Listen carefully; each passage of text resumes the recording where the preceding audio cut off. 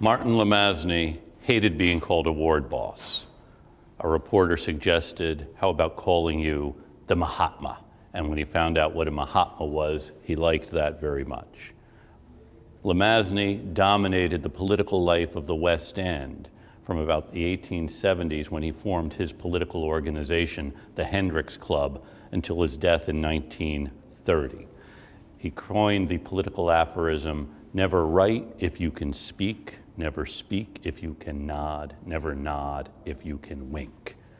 He was a very able public servant, though. In about 1904, Lincoln Steffens, a muckraking journalist, came to Boston.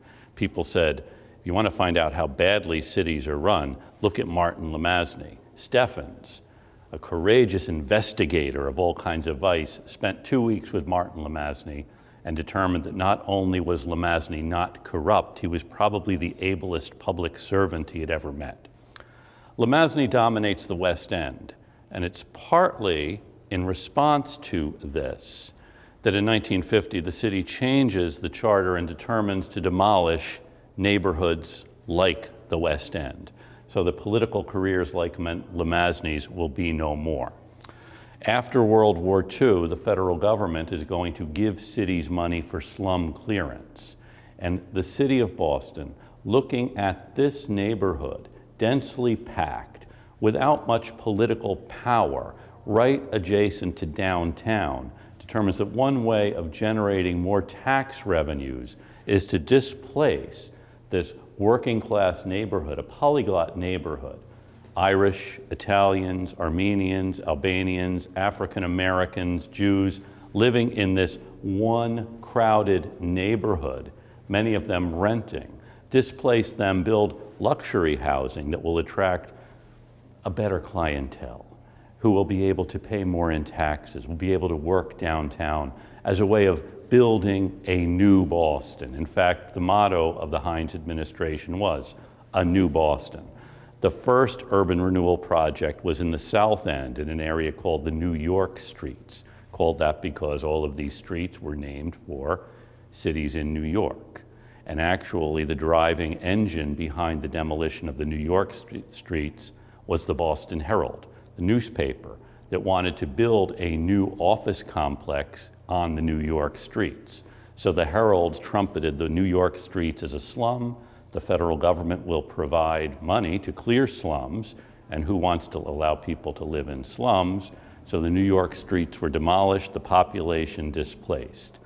And then the city turned its sights on other areas, including the West End. The demolition of the West End sets in motion a chain of events in Boston that transforms the city. In the early 1960s, Jane Jacobs, who was a reporter for Architectural Forum, came to Boston, and she was actually studying urban renewal. And after World War II, new ideas had emerged about what cities should be like. Actually, these were ideas that came from France.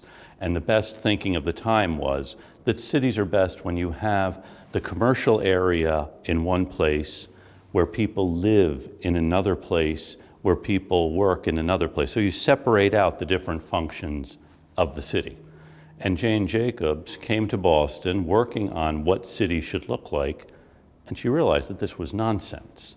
The best cities are ones where people are doing all kinds of different things. They are living, they're working, they're shopping, all in one place.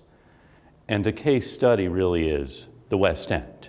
Here you had a vibrant city neighborhood the city thought was obsolete, so they would replace it with a better quality neighborhood.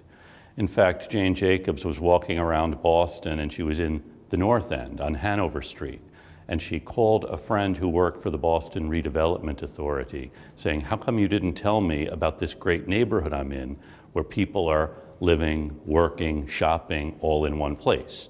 Her friend said, where are you? She said, I'm on Hanover Street. He said, that's a slum. Get out of there. We're going to demolish that area, the North End, just like we did the West End. But Jane Jacobs writes a book, The Life and Death of Great American Cities, arguing this different idea about how cities best function. It's not a new idea. It's an idea that people have had ever since cities first developed. But her book and the story of what happened in the West End really changes the way urban planners, and again, this is a new field, think about the life of cities. And another piece of the story is that the West End experience wakes up people in the other neighborhoods of Boston.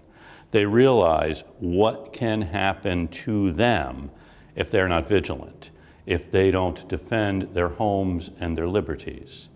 So for example, Logan Airport wanted to expand in the late 1960s, and they did take by eminent domain Wood Island Park, a jewel of Frederick Law Olmsted's emerald necklace, to make way for a runway on the north side of the airport. Intense neighborhood opposition to that, unsuccessful in stopping the taking of Wood Island Park.